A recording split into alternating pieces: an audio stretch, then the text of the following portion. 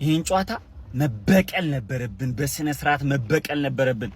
ፕሪሚየር ሊግ ላይ የላስቱን ጨዋታ 2-2 እየመራን 2-አቻ ወጥተው አንጀቴን ነበር ይላጡት። የፈርስት ጨዋታውን 3-1 ነበር ያሸነፉን። ሊድስ ይወግመናል ብዬ ነበረ። ተመስገን ጥሎ ማለፍ ላይ ሊያውም ጥለናቸዋል። እኔ በጣም ነው ደስ ያለኝ እውነት። እንደ ተራ ጨዋታ ላይ ጨዋታ ለቼልሲ በጣም አስፈላጊ ጨዋታ ነበረ። ድል ቀንቶናል። ብሉስ ይመቻቹ። ሳንቼዝ ታድጎናል። በስነ ስርዓት ነው የታደገን። የዛሬውን ጨዋታ ሪስፔክት፣ የጨዋታው ኮከብ ይገባሃል። ሌላው ጆኦ ፔድሮ ክሊኒካል አልነበረም። ከጉዳት ጋር እየታገለ ይሁን አላቅም። አሪፍ ነው ግን ክሊኒካል አይደል። ጭርስ እያደረገ ጎል ማግባት እንችል ነበር። ከዚህ በላይ ጭርስ አድርገን ማግባት አልቻለም ነበር። ሌላው ትክክለኛ ቀያሪ አንድሬ ሳንቶስ በላቪያ ተቀይሮ ከወጣ በኋላ ሳንቶስ ገብቶ ያሳየው ፐርፎርማንስ በጣም ያበደ ፐርፎርማንስ፣ ትክክለኛ ቀያሪ። ጋርናቾ የወረደ ፐርፎርማንስ፣ ፔድሮ ኔቶ ከሌላው ጊዜ ተሻለ ነበረ። ፓልመር ገብቶ ምን እንዳደረገ ብዙም አላቅም፣ ግን ብዙ ደቂቃም ስላልተጫወተ ማለት ነው አልገመትኩም። ቶሲንና ቻሎባ ጥሩ፣ ሌሎቹ እንደተለመደው ማለት ነው። ስላዳመጣችሁኝ አመሰግናለሁ። እወዳችኋለሁ። ቼላ ወንድም ጥላ እኔ ይቅርብኝ አንተ ፌካፑን ብላ። ቼላዬ ያን ዶማ ሰጠኝ ካባረረች በኋላ ህይወትሽ ይቀየራል አላልኩም ወይ? አላልኩም ነበር ወይ? በቃ ይኸው ነው። ላው ደግሞ ማለት ሂድና አርፈ ፕሪሚየር ሊግህን ብላ። እኔ በላ ፕሪሚየር ሊግህን ብላ ሂድ። ምን አባጥር መቀመጣላ? ሁለት በላ አንድ። ይሄን የወንድሜ ነው። አርፈ ተቀመጥ። ፕሪሚየር ሊጉን አስበላለሁ። ይሄን ግን እንዳታፈላ ተናግሬያለሁ። እንግዲህ ቀዘና ቼልሲ የኤፍኤ ካፕ ዋንጫ ፋይናሊስት ሆኗል ማለት ነው። በኤንዞ ፈርናንዴዝ ብቸኛ ጎል እንግዲህ ታግዞ ቼልሲ ሊድስ ዩናይትድን 1-0 በማሸነፍ ነው እንግዲህ ለዋንጫ ፍጻሜ የቀረበው ማለት እና ስታዲያ ይሄንን ዋንጫ ማን የሚያነሳው ይመስላችኋል? ማንቸስተር ሲቲ ወይስ ቼልሲ?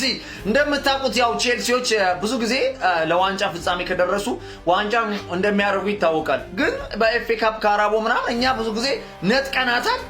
ከኛ ጋር ችግር የለብንም። ያው የኛ ታውቃላችሁ። ለማንኛውም ግን ማለት ነው ሲቲ ነው እንደሚታወቀው። ስለዚህ ከነዚህ ሁለቱ ክለቦች ማን ነው ዋንጫውን የሚበላው? እሱን እንደተለመደው በኮመንት አስቀምጡልኝ። ማን ዋንጫውን ያነሳል? በኮመንት ግምታችሁን አስቀምጡልኝ። ይመቻችሁ። ባይ ጀማው ቼላው ፋይናል ደረሰ። ቼላው ፋይናል ደረሰ። አንተ ኤንዞ ዛሬ ምን አይነት ብቃት ነው ያሳየው? ጀምአው የኤፍኤ ካፕ ፋይናል እንግዲህ መድረሱን ቸልሲ ዛሬ ሊድስን 1-0 በማሸነፍ አረጋግጧል። ጀምአው ሊድሶች አስጨንቀውት ነበረ፣ ቼላውን አስጨንቀውት ነበር የሚሉ አይገልጸውም። በተለይ ሰከንድ አፍ አንተ ይሄ እንኳን ሲሞክሩት አይሞክረ። ዛሬ ግን ሳንቼዝን እያሞገሳችሁና እያወደሳችሁ ቪዲዮ ስሩ። የቸልሲ ደጋፊዎች በሙሉ እጅግ የሚገራርሙ ሴቮችን ነበር ሲያወጣ የነበረው። ዋው ሳንቼዝ ድንቅ ብቃቱን ያሳየ ምሬ ነው የምላችሁ። ለማንኛውም ባላንስ የሆነ ጨዋታ ነበረ። ሰከንድ አፍ ላይ ትንሽ ሊድሶች ዶሚኔት ለማድረግ ሞክረዋሉ። ቢሆንም ግን ይሄንን ተቋቁመው ወጥተውታል። ጀማው ኤንዞ ፈርናንዴዝ ዛሬ ወርክ ሬቱ ራሱ ሌላ ሌቭል ላይ ነበር። የኔ ዛሬ ማን ኦፍ ዘ ማች በቸልሲ ቤት ኤንዞ ነበረ። ጀማው ሳንቼዝ ግን ሳንቼዝ ውጤት ሊቀይር የሚችሉ ኳሶችን ነው ማዳን የቻለው። ለማንኛውም ቼላው ከሲቲ ጋር ፋይናል ደርሷል። ጀማው ቼልሲያውያን እንኳን ደስ አላችሁ። እሺ ያው የፈረደባት ቼልሲ ሊድስን በማሸነፍ ኤፍኤ ካፕ ፍጻሜ መድረሷን አረጋግጣለች። ከማን ጋር? ከአባቷ ጋር ከሲቲ ጋር ነው። አባቴ ምንም አንሰካከስም። አሁን ለጥፌ ነው የምጥል። ፋይናል ደርሼ ምንም ነገር እንደማልጥል ታውቃለህ፣ እንደማልምር ጭራሽ ቼልሲ ማን ፈርቼ ነበር ማን እንደሚያልፍ ማን ነው የሚያልፈው ምናምን ብዬ ሊድስም ሊያልፍ ይችላል ምናምን ብዬ፣ ግን ቼልሲ በሜዳው ሆም ስለሆነ የጨዋታውን እድል ለማየት እድል ባላገኝም ማለት ነው 1-0 በሆነ ውጤት፣ በጠባብ ውጤት፣ የሚያስጠላ ውጤት እኮ ነው 1-0 ማለት። ሜይ 16 ጉድ ነው ምሰራሽ። ቼላው 1-0 በሆነ ውጤት አሸንፎ ወደ ኤፍኤ ካፕ ፋይናሉ አምርቷል ማለት ነው። ይሄ አሁን የምናገረው ነገር ብዙዎቻችሁ ሊያስደምም ይችላል። ነገር ግን 100% በሚባል ደረጃ እርግጠኛ ሆኜ የምነግራችሁ አንድ ነገር ማለት ነው ቼልሲ ሲቲን ግርፍ ቅጥቅጥ አድርጎት ማለት ነው ኤፍኤ ካፑን ያነሷል። ፕሪንስ እንዴት እንደዛ እርግጠኛ ነኝ። በቃ ሰሞኑን ቼልሲ መንተፋተፉ ምናምን አይታችሁ ማለት ነው እንዳትንቁት፣ እመኑኝ 100% በሚባል ደረጃ እርግጠኛ ነኝ ቼልሲ ማንቸስተር ሲቲን ቅጥቅጥ ውቅጥ አድርጎት ማለት ነው ኤፍኤ ካፑን ያነሷል። ፒኤስጂን ቻምፒዮንስ ሊግ የበላውን ፒኤስጂን ለክለብ ወርልድ ካፑ እንደዛ አሰቃይቶ ሲወጣ ማንም አልጠበቀም ነበር። አሁን ደግሞ ጭራሽ በማጠብቁት መንገድ ማለት ነው አሰቃይቶት ሲቲ ላይ እቃቃ ተጫውቶ ኤፍ ኤ ካፑን ያነሷል። ምን አለ ፕሪንስ ትለኛል ባለት ረከውኝ የጀማዓ ከወያላው ቀርመን ዋንጫ ልንበላ ነው። ጉር ሊሰራ ነው በዚህ ዓመት። ወያላው ሳይበላ እኛ ቀርመን ኤፍ ኤ ካፕ ጥርግ ልናረገው ነው። ከፈላው ጋር ፋይናል ደርሰናል ማለት ነው። ፈላው ፕሪሚየር ሊግ ላይ ስታተኩር እኛ ይዘን ኮርኩመን ኤፍ ኤ ካፕን ጥርግ አባቴ ያለ ዋንጫ ማሳለፍ እኛ ይከብደናል። ስሜቱ በጣም ከባድ ነው። ዊ አር ቸልሲ ማዘፋከር። ኤንዞ ምርጥ ነበረ። ቶሲን ኪታባቱ እንዳመጣው ምርጥ ነበረ።